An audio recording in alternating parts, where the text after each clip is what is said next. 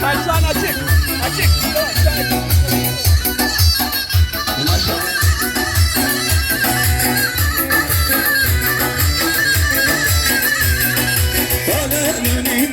Bugün hopilim nana, yımnana yerim atı.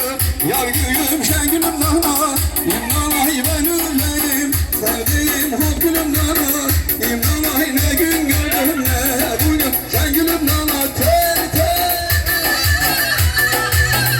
Maşallah oldu lan.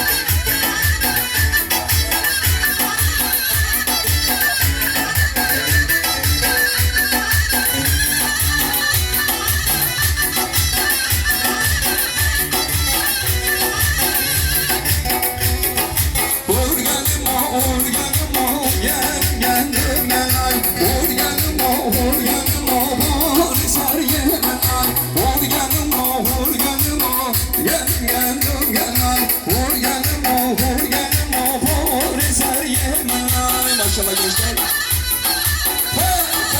İşte bu işte asker.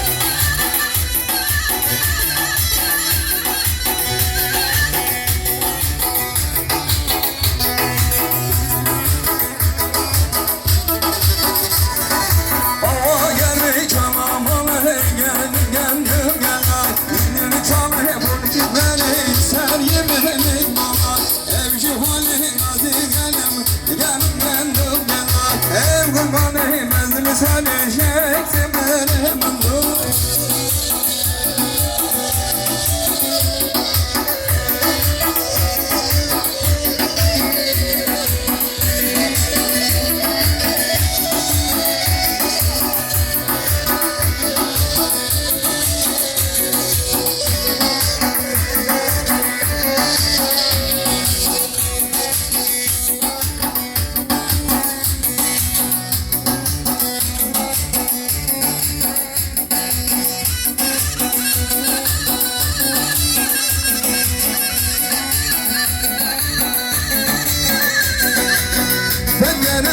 Şişe var ya leyla leyla leyla ya leyla bende gelin içinde menekşe var ya leyla leyla leyla ya leyla